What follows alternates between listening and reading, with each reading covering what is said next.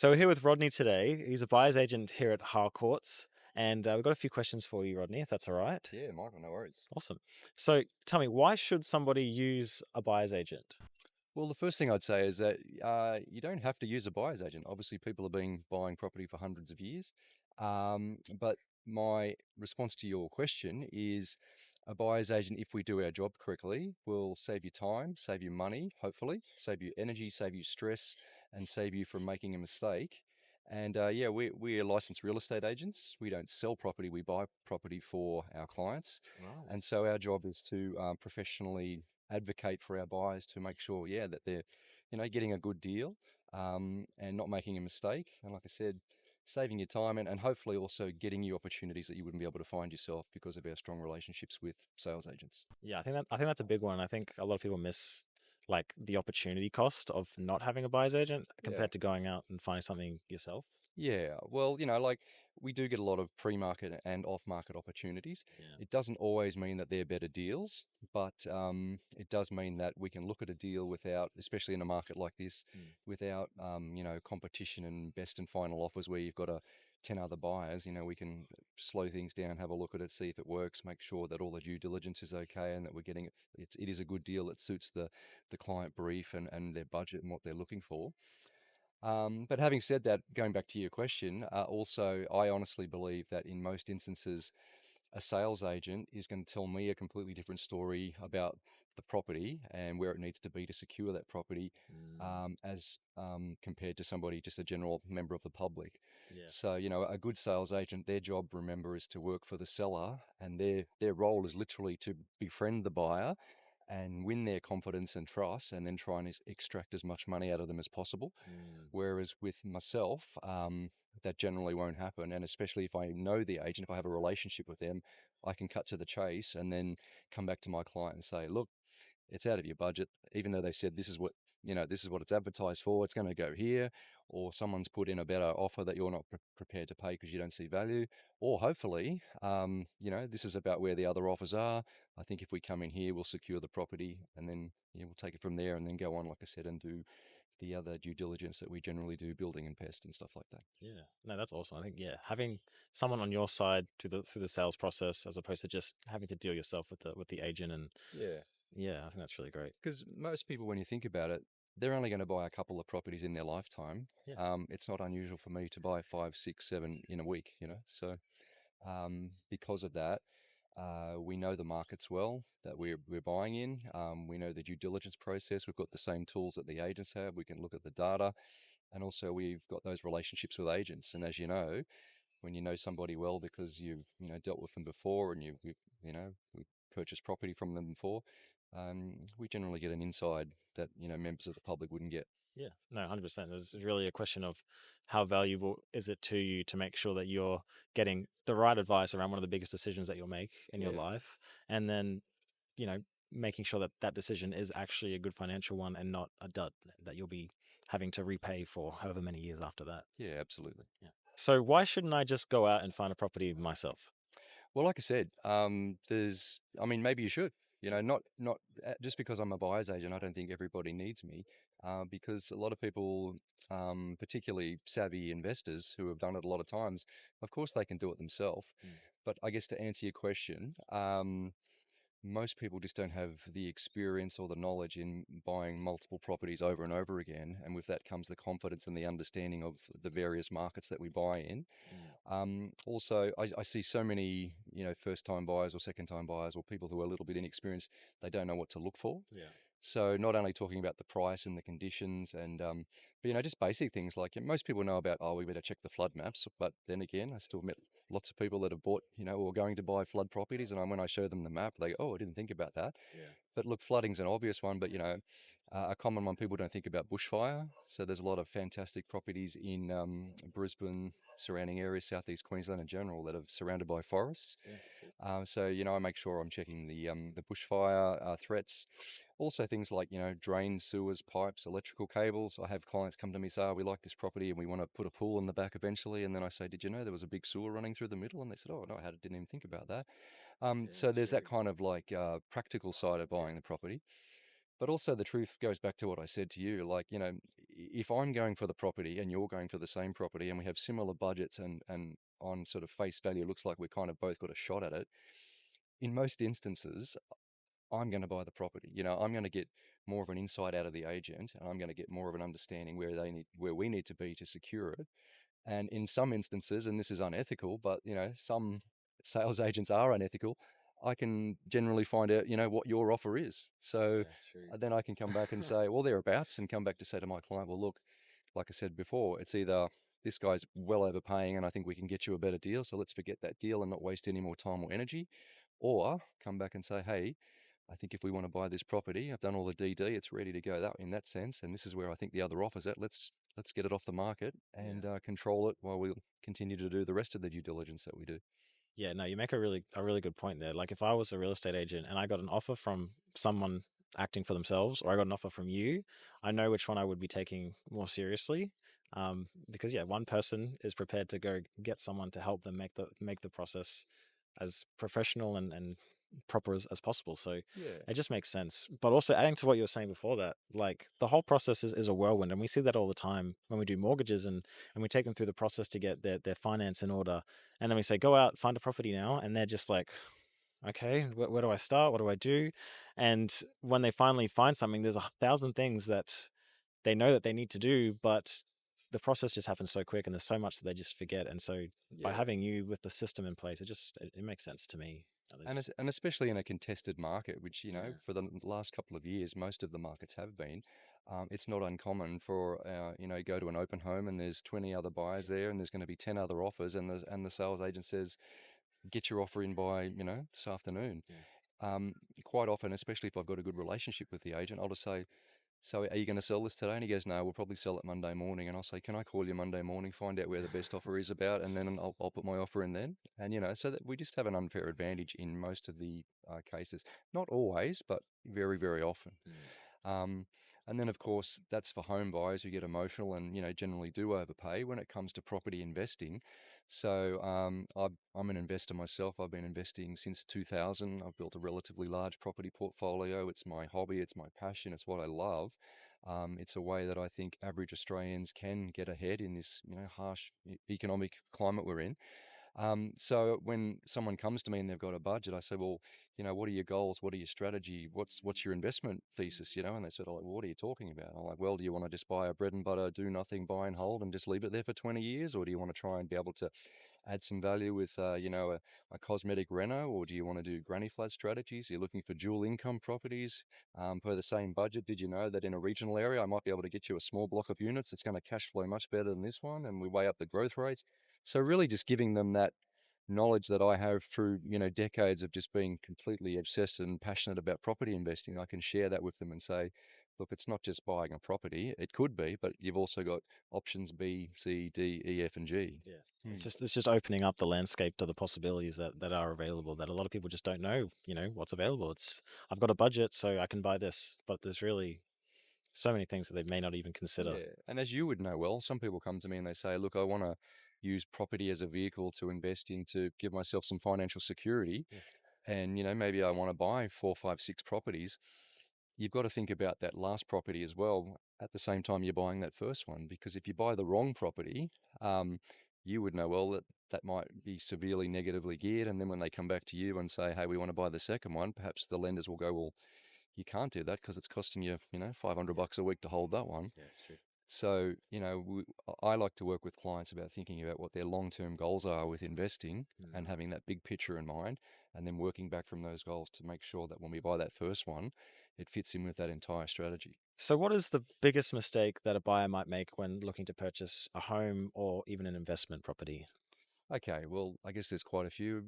I would imagine the first one is not doing their research. Yep. So that could be on price. It could be, like I said, on things like due diligence, buying in a flood zone, buying in a bushfire zone, buying in a property that's got, a Y joint sewer in the middle of it. So there's no way you're ever going to get a pool on it. Or if you want to build over that sewer, it's going to take longer and cost you more. Mm. Overpaying, um, being guided too much by the sales agent. Because Yeah. remember what I said before, their role is to extract every last cent out of the buyers. That's what the good sales agents do. Yeah. So yeah, I guess it's nothing sort of like groundbreaking, but it's just things. buying a property can be a very emotional experience for people, very stressful for some people. And again, when an agent's putting the pressure on you and saying, hey, Michael, your offer's not too bad, but there's four other buyers, and they're coming back with all of these wonderful techniques and lines that they use and practice and rehearse to, absolutely make you feel like, oh, crikey, I'm going to miss out on this. So also, as a buyer's agent, my role is sometimes to calm things down and look at it without being too emotional and saying, well, look, there's always going to be another deal, even though this looks great. If we miss out, we miss out, and being prepared to walk away if we don't see value or we find things that are, you know, um, not quite right on the property. You'd be amazed how many sales agents, send me a property and go, this is an amazing investment. And I'll say, well, why? What makes it a great investment? Mm. And then you find out, well, that's just a line they're using. How many agents send me properties that are in flood zones? I got one this morning. Hey, Rodney, great block of units here. This would be amazing in Oxley. First thing I check's the flood zone. I say, yeah, that would be great. Does it come with a boat? So just those little things. Again, it's not Yeah. rocket science, but again, as a buyer's agent, I'm there to advocate for the buyer to make sure they don't get ripped off, to make sure they get a good deal, to make sure they don't make a mistake, and to, I guess, give them the confidence that this fits in with the bigger picture of why they're buying the property. I think I think the biggest thing is a lot of people, at least when we first went to buy our first property, I think we thought we knew what we were doing, Hmm. and I think there's a little bit of pride there. And oh, Of I course. don't need help. I can do it Yeah. myself. And yeah, I think being humble and sticking to what you know and allowing someone who's an expert to help you in that area can just be so beneficial. Yeah. Yeah. Look, I think it comes down to, once again, you do not need a buyer's agent. Anyone can go out and buy a property, right? But um, there's a variety of reasons. Some people just don't have the confidence. They're scared of making a mistake. It's a lot of money that they're putting up. So, a good buyer's agent should be able to put that fear at ease, because they can bring the confidence forward and knowing they've got all this experience in buying properties. And like I said, doing all of the due diligence for them, say, look, this is a good property. And I've also been looking in this particular area for the last 3 years, so I know what the prices are doing. I know that agent, and I know that that agent, tells non-truths and likes to stretch the imagination of price points and things like that. So there's that side of it. Going back to strategy with the investors, just some people go, well, I'll just buy a property in the burbs and hang on for 20 years and it'll be fine, which is absolutely true. In most instances, if you just buy a property and just hang on to it, it's absolutely going to grow, because that's what the Australian property market has done for the last 150 odd years. But it's also about, trying to help them, again, going back to what are their actual goals. Sometimes they don't even think about what their goals are. They're not sure. They know, I want to buy an investment property because I want to help, generate some wealth and look after my family and make sure I've got a nice retirement. Maybe it's to help send the kids to private schools in 10 years, or, maybe I want to try and have enough money to help retire my mum, or whatever it might be. But just generally speaking, having, giving them all of the different options that are available to them. You don't have to buy in your backyard. You asked me before, what's a mistake I see common? People think, well, if I can't drive past the investment property every Saturday afternoon that I've purchased, I won't feel safe and secure. Like, um, I have bought multiple properties for clients and myself that I've never even seen, but I know that I've done the due diligence in terms of the data. I've had multiple property managers go through and look at the property and inspect it for me. I've had building and pest inspections. I've done all of these things that even if I was there, I wouldn't be able to really determine what's going on anyway. I'm not a builder. So, it's those type of things. And again, just bringing confidence and bringing experience and bringing representation. I really do think in 80% of cases, if you're going for the property as a Mr. or Mrs. General member of the public, and I'm going for the same property, and we have the same budget and the same conditions, 9 times out of 10, I'm buying the property, not you. Yeah, that's fair. I believe you. With what you're saying about you having that network of people that you know that you've worked with, Mm. like we just came from your office and there was probably about 20 or 30 real estate agents there. Like you know how real estate agents work, how they sell, you know how they function, and you have connections with so many of them. And those connections within the industry, when you're meeting with clients and helping them to find a solution, helping them to work out their goals, I think a lot of people underestimate the value in that. And Yeah. that's something that we try and do as well, which is why we're talking to you right now, because a lot of our clients need assistance to have that guidance from multiple touch points within the industries to make sure that they're making the best possible decision when it comes to getting a property for themselves. Yeah. Well, look, I like to say, just like in any profession, whether it be a buyer's agent, whether it be a sales agent, whether it be an electrician or a plumber, Mm. you've got some absolute superstars, you know. So I know some sales agents that if I was going to sell my house, they would be the people I would go to because they are amazing at, like I said, befriending the buyers, making them feel comfortable, making them trust them, and then when push comes to shove, literally, I've seen them in action. It's scary to watch. They extract every last cent out of every last standing buyer until there's one person standing. Mm. That's what they're getting paid the big bucks to do. So there's the sales agents that I would never buy from. Most of my friends in Harcourts, I don't buy from because they are so good. They're not going to do me any favors. They'll say, "Hey, Rodney, look at this great deal," and I go, "That's not a great deal. You know, you're doing you're trying to do to me what you do to the every average day buyer." So there's agents that I would want to represent me and to sell a property, Mm. and then similarly on the other side of it, there's sales agents who, you know, their priority is not necessarily getting the absolute best result for their sellers. Yeah. They just want to get a deal done. They work hard like all of us. They want to get paid. And, you know, I would never shit can any sales agents, but I'm just saying, like in all industries, you have good and bad. Yeah. And there's certainly agents I know that I'm probably going to get a pretty good deal from, you know. You Yeah. know, the whole off market thing in general, like if I was selling my property and I knew I had a decent property, I would never sell it off market because I want that to have, you know, as many people to see it as possible and to come and look at it and, you know, and then create that competition and basically, you know, club each other over on the head to get that property. Whereas, you know, surprisingly, there are a number of reasons why people do sell off market. And like I said, it doesn't always mean it's going to be the best deal, but it quite often also is.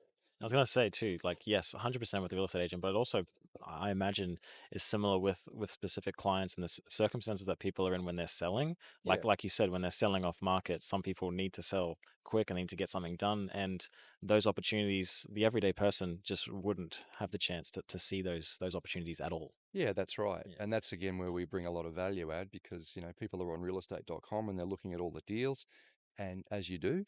But, you know, I can come to them and say, hey, look, there's this deal. And, you know, there's the pre market opportunity where I can show them that this is coming to market in a month's time. You know, we can go look at it now if you want while the photos are happening, and we can do that due diligence and perhaps make an offer on the property before it actually goes to market. Yeah. But then there are genuine off-market opportunities. The term off-market is very interesting because there's actually different levels of off-market, and I think for a lot of sales agents these days, off-market has become a bit of a marketing term because Right. it kind of sounds cool and exciting, and yeah, you're Exclusive. getting some exclusivity. I Yeah. saw one yesterday on realestate.com, so it's on realestate.com, and the big thing said off-market, and I'm like, that is so funny, you know. That's awesome. So, you know, to me, a real off-market property is one where, you know, I can give you multiple examples, but you know, a couple of weeks ago, an agent rings me and says, "Listen, this property, it's a little old lady. She's lived in the property for 30 years.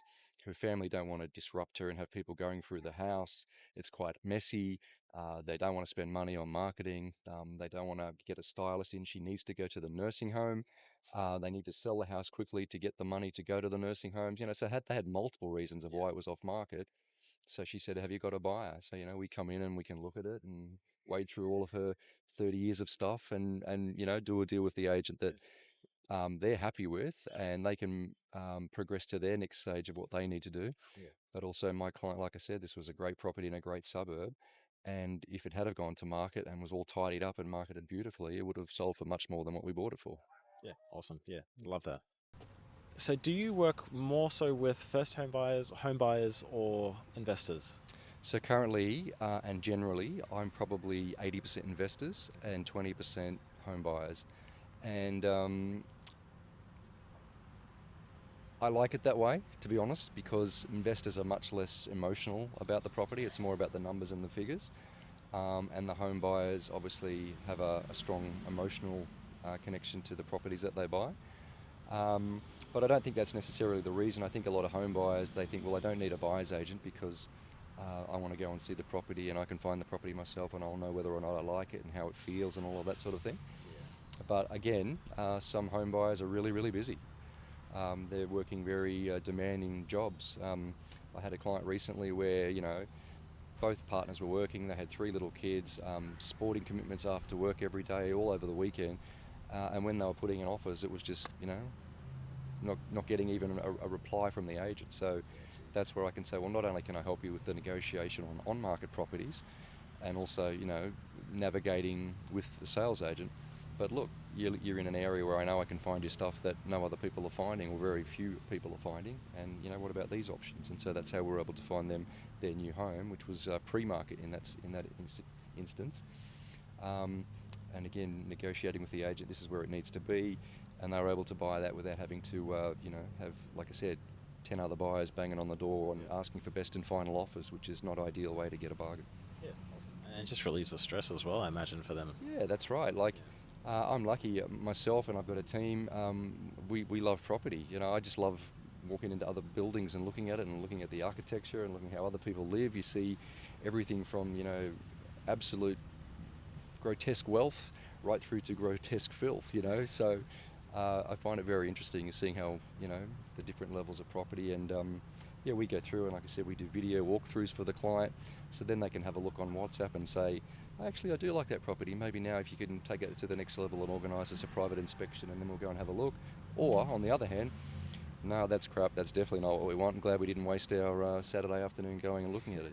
I think we've all done that. We've looked on realestate.com.au and we see a property like, wow, it looks great. We get there, it's like, Yeah. this is nothing like the photos Well, at that's all. right. And that goes back to a good sales agent is going to not only have all of those wonderful one liners and training and dialogue that they're going to present to the clients, but also they have some absolutely incredible stylists and Photoshop artists, and make it look, of course, much better than it actually is, because their role is to get as many people to the open home as possible. Yeah, I know people that have entire businesses just based on presenting homes and Yeah. nothing else. Yeah, 100%. So how did you get started within the industry? I know you've been mentioning that you love property, you live for it. How did you find that passion, and where did you start? Okay, so a lot of people don't know I played drums in a heavy metal band for 20 years. Okay. So all of my teens, all of my 20s, I was basically touring Australia, touring the world, playing drums. All I cared about was music. Something funny happened to me when I turned 30. I was like, I probably should get some kind of backup plan, because this is great and it did quite well for us, but it's probably not going to last forever. Yeah. So I remember uh, a lot of my mates were going overseas, and I'd saved a pile of money, and I was going to go with them. And I just had this chat with my dad. Like I said, it was just before I turned 30, and he sort of said, maybe you should think about buying a home, a house.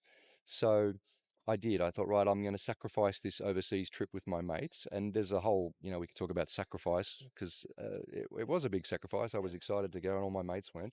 I stayed home, bought a property.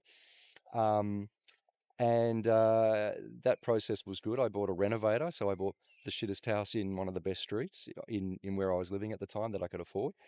Yeah. And then, literally 12 months after I'd bought the property, there was a property boom, and the property doubled. That's crazy. And so I got to see, and I was just lucky that that happened. There was certainly no planning or timing, but I got to see that um, I'm living in my own house. I'm securing my financial future. I can do what I want with this house. No more inspections. Yeah. I can put photos on the walls. I was living with my best buddies at the time, and I soon also found out that by living with my best mates and them giving me $100 a week, it was actually paying my mortgage. So I was living for free. And then, after playing drums in a heavy metal band for all this time and really never having much money, all of a sudden now I doubled my net wealth, and I was like, Yeah. okay, so this is pretty cool. And then around the same time, just by some kind of fluke, somebody left a book in a staff room where I was working at the time, a book by a woman named Jan Summers, who's touted as probably one of the first property investment educators. And there was her book, and I picked it up and I read it at 30 and just went, wow, and this has just happened to me. And then from there, yeah, totally addicted. Yeah. Thought, right, I'll still keep playing drums. And I did play drums in the band for another 10 odd years. But yeah, then just became obsessed with learning as much about property investment as I could. And yeah, went on a buying Amazing. spree. Yeah, awesome. That's so good. That's such a cool story. And a drumming band. That's so cool. Far out. Okay, so are there particular types of properties that you are recommending more so than other types for investors in particular? Good question. It really comes back to the client's goals and budget and what they're trying to achieve. So, um, someone said a saying the other day, and I'm going to start using it. I really like it, but there's multiple ways to add up to 100. There's multiple ways to get to the end result, and I think with Mm. property that's really relevant. Um, Personally, I built my portfolio off the back of multiple income properties. So properties, again, this goes back to me being the heavy metal drummer. Never had a lot of money, never had a lot of serviceability. So when I discovered that I was able to do like that first story I told you, it was almost like I was doing rooming accommodation strategy without even really knowing. I had my Yeah. buddies living with me, and they were paying my rent, and I was essentially living for free, which enabled me to save up more money to get a deposit to go and buy my next investment property. My next one was a joint venture with a mate. Some people have different opinions about joint ventures, but in my own story, it worked really well. We went halves in a property. That property grew. We ultimately sold it. Um, I paid some capital gains tax. He paid some stamp duty and bought me out. And then I did it again. So look, I've done a lot of strategies. In fact, I've done probably most of the strategies that most people talk about. Um, for me personally, and often for my clients, it's that dual income these days. So Yeah. because they want to go back to guys like you Mm. and say, hey, look, here's the property and here's the debt and here's the income. Yeah. So we want to make sure we're putting them in a strong growth area and there's good growth fundamentals to make that property grow, but also that, there's so much rent coming in. So guys like you can go, well, hey, that's kind of servicing itself. It's Mm. looking after itself because Yeah. we've got that much money coming in. Then perhaps we can take the equity that's been created in that property and maybe pull a little bit out and have that as your deposit for your next property if that's what you want to do. So um, but it doesn't always work that way. Sometimes I'll have a high net wealth individual come to me and say, look, my accountant's recommended that I buy a negatively geared property, which something for me is kind of doesn't make a lot of sense to buy a property deliberately losing money and just relying on the growth. But, I did do that myself for my first couple of properties as well. Um, but they're adamant that's what they want to do. They want to be in a blue chip suburb and they don't mind if it's going to cost them, $1,000 a week in their own money they have to put in.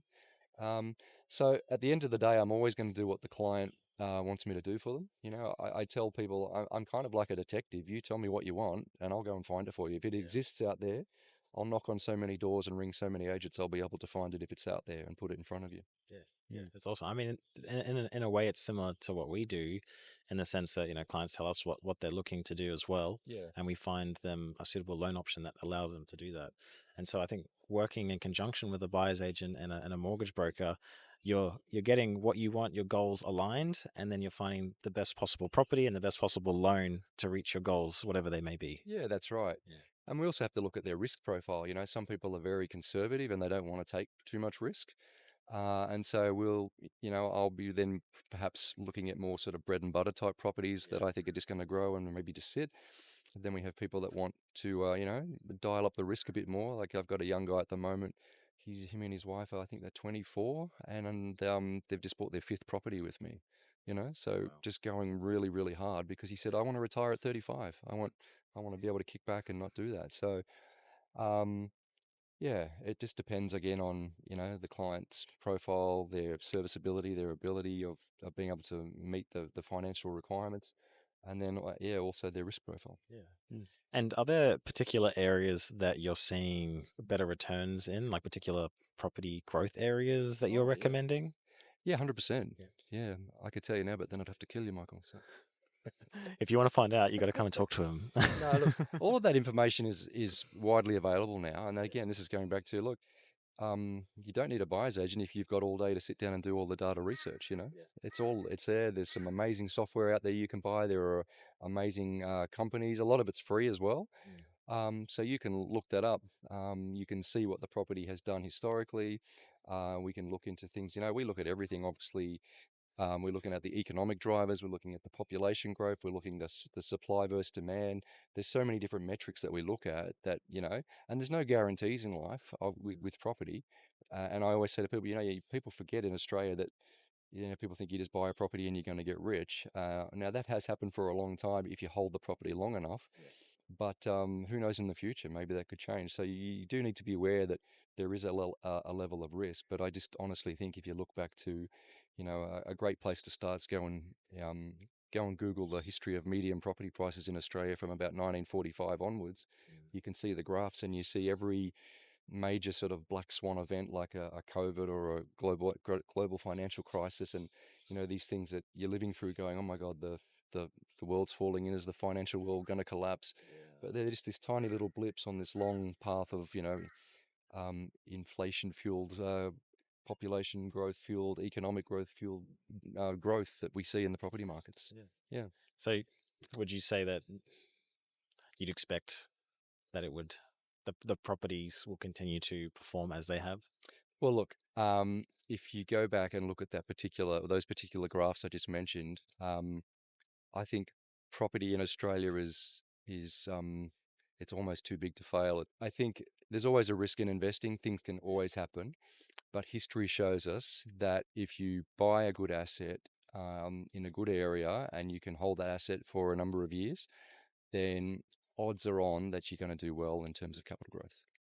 I had someone ask me yesterday, is now a good time to buy in Australia? What would you say to that? Australia is not one market; it's hundreds of thousands of markets.